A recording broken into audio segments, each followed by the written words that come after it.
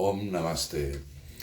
En este vídeo os quería compartir el principio de cadena de transmisión del conocimiento del Gita que aplicamos en el instituto y se resume en una palabra muy sencilla. El Señor es el único autor. El Señor es el único autor de este conocimiento. Él expuso este imperecedero yoga al inicio de los tiempos, como dice el capítulo 4, el yoga del conocimiento. Os quiero leer el verso para mí clave y fundamental del Gita, ya lo hemos comentado alguna vez, pero cuando la bondad desfallece, cuando la maldad aumenta, cuando se olvida el propósito de la vida, yo me manifiesto. Vuelvo para salvar a los justos, destruir a los malvados y restablecer el Dharma. Yo nazco de era en era. Cuando la maldad acecha, ante la inminente batalla de Kurukshetra, Krishna, la encarnación de Vishnu, el maestro del yoga, se lo transmitió a Arjuna para toda la humanidad. Posteriormente fue compilado por el gran sabio Veda Vyasa y durante varios siglos este conocimiento fue transmitido por los grandes rishis, asaryas, swamis y mahatmas como Lokmanya Tilak, Sri Siddhartha, Sri Shankara, Sri Ramanuja, Madhava, Valmiki, Kapila y tantos otros. Gracias a todos ellos. En el siglo XIX, cuando la maldad del Imperio Británico azotaba a la India, Sri Ramakrishna Paramahansa, el letrado monje que veía a Dios, inició el resurgimiento espiritual de la India. Logró unir a dualistas y a no dualistas bajo el hinduismo, con su visión Yatu Mat, Yatu Pat. Tantas religiones, tantos caminos. Era considerado por Gandhi o Aurobindo como una encarnación y se le considera el profeta de armonía entre las religiones.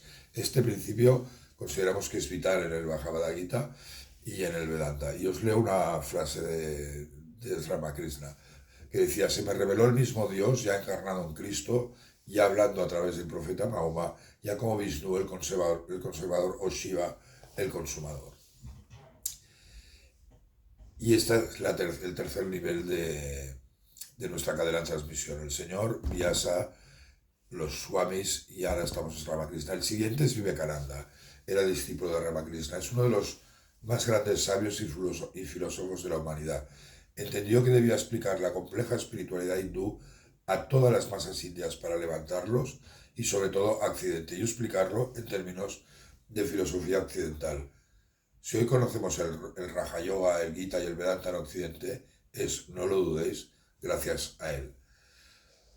Os leo una frase de Vivekananda. La esencia de las enseñanzas del Gita podríamos sintetizarla en: quien perciba al Señor Supremo orando por igual en todos los seres, él ve en verdad. Para Krishna el Gita era el mejor comentario disponible sobre la filosofía Vedanta. La sabiduría de Ramakrishna y la devoción al trabajo de Vivekananda iluminaron al Mahatma Gandhi, quien logró la independencia pacífica de la India en base a las enseñanzas del Gita.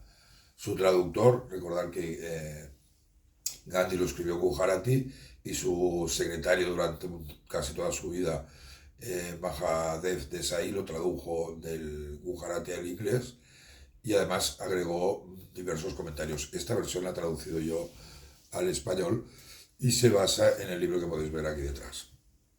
Para Gandhi, la enseñanza central del Gita es el desapego, el abandono por el fruto de toda acción. Más tarde, el médico y después monje Swami Sivananda, inspirado por las figuras anteriores, continuó propagando el Gita por todo el mundo. Y os leo una frase: en toda la literatura espiritual del mundo no hay libro tan elevado e inspirador como el Bhagavad Gita. Expone muy lúcidamente los principios cardinales o los fundamentos de la religión hinduista y del Dharma hindú. Es la fuente de toda sabiduría.